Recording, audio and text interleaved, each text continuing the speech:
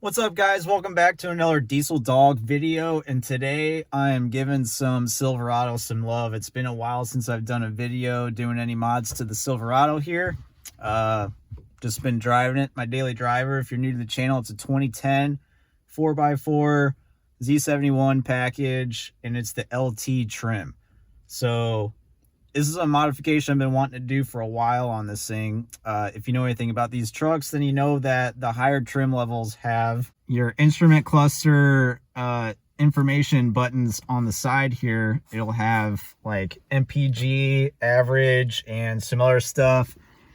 The LT trim and like work truck trim and the lower trim packages will not have that. However, what I've seen is that the connector for that information is right behind this panel here. It's just not equipped with it.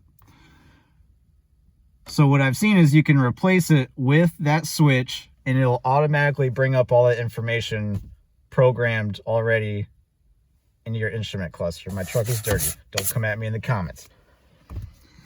So what I've done is I've ordered a whole new package here off Amazon for cheap. That's going to bring us all that information up on our instrument cluster, hopefully. Here's what I got. You can order the whole unit.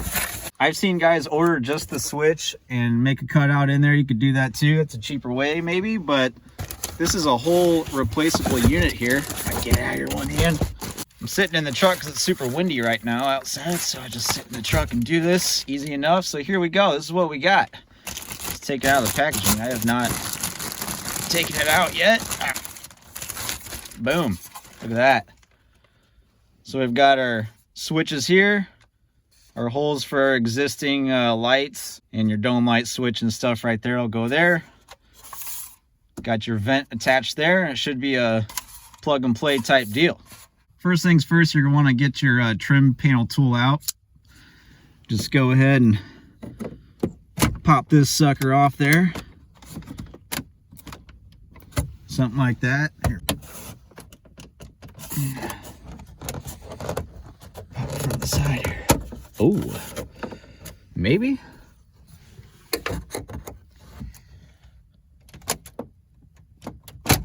There we go. It should pop out of there. Look at that. We're gonna need to get our connectors for these two switches back here off. There we go. And the old one's out. All right, so I see what's going on here now. This switch was tucked in there, and it actually is not even plugged into anything. This switch right here is operating the dimmer switch and the lights.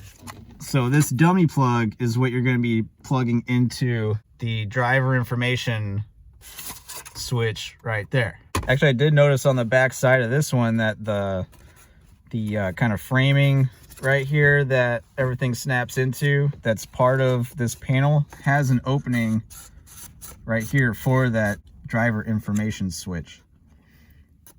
So you could cut that out and just stick it right in there. It wouldn't be too bad of a deal there. So I just got the whole thing. So doing a little comparison here, you can see the plastic is just like a little bit of a different black.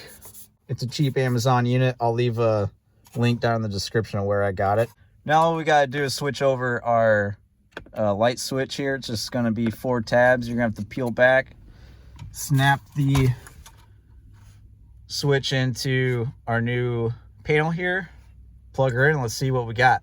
All right, so we're going to take our trim panel tool once again and peel these tabs back while we push this switch out. There we go. There's one side, 3 tabs, 2 on one and 1 tab on the other while we push. Come on, trim panel tool, don't fail me now. There we go. Got the switch out. Take our new panel, line her up, make sure we're not upside down or anything, and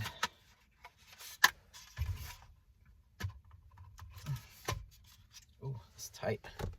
Try not to cut myself with my trim panel tool. Oh, there we go. That's a good sound. I'm gonna save on that. All right, so full disclosure here, there's a little bit of a lip at the bottom of this panel. I ended up having to pull this loose. Had a little bit of a problem with the clearance right here. Got to kind of push that back past there, but I'm gonna try to snap this in. Okay. Something like that. Oh, man, what is going on here? Okay. All right, guys, so I've actually been driving a couple days with the driver information center buttons up here, playing with them. I'll show you what I got going on here. So this is normally what I drive around with before. I just had the odometer, the temperature outside, and it's got your direction you're going. So start scrolling through, you got your trip. I had that before. Everyone's got a trip. I was hoping it would have a trip A, trip B, but still just got the one trip. Fuel range. Now we're getting into stuff I didn't have before. Fuel range, 101 miles. Didn't have any fuel information before with just the old switch up there. So that's nice. Average economy. This is what I've been driving around with right now. I'm just curious as to what the average is. 13.3 is not great, but I would like to do a video where I lower this thing back down a little bit. Right now I'm running a 3-inch lift in front, 325 60/18 tires, big old meats on there. So I would like to lower it back down, put some smaller tires on there, and see what I can get my average economy up to now that we've got this information on the screen. So stay tuned for that. Fuel used, I reset that. It was like 99999, a bunch of nines on there. I reset it. It says 4.6. I feel like I've used more than that, but timer, not using that. Trans temp, had that before. Instant economy, did not have that before. It just shows you exactly what your fuel mileage is at that time. It fluctuates, so if you're slowing down or speeding up, it shows you what your fuel economy is at that moment. It also shows you if you switch from V8 to V4, so I kind of like that. And then that's it for that. So we come over here, we toggle down here to the second button. We got tire pressures. Rear tires are actually the front. They need to be reset after I did the last tire rotation on this thing. So this is actually left front and right front. Engine hours, I can't remember if I could access that before or not. I don't think I could. So we got engine hours. Got some relearn stuff here. I think this was all available before, but 98% oil life. Just changed oil on this thing, so I reset that again though.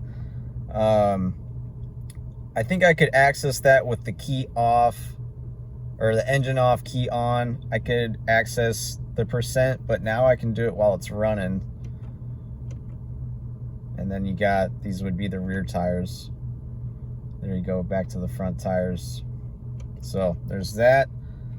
Down here, we've got some reset stuff. You can change different, your door locks and like some lighting stuff. It'll show you exit lighting. You could approach lighting. I don't know. I haven't played with any of this. Chime volume. I don't really need to mess with that stuff too much. I may check into it, see what you can all change, but got a bunch of reset stuff here. So, and then this bottom button will be like if you, let's say you want to reset your oil life, that'll be like how you reset stuff. I don't go by the oil light anyway, so I'll just show you. So now you can do that. Before I had to do the old pump the gas pedal 3 times with the key on. Now I can just reset it from here. So there you have it. I would like to note that at night, the backlighting on this switch is like more of a bluish color than the white coloring of the stock switches and gauges and stuff, so it doesn't really bother me. I think it looks pretty cool.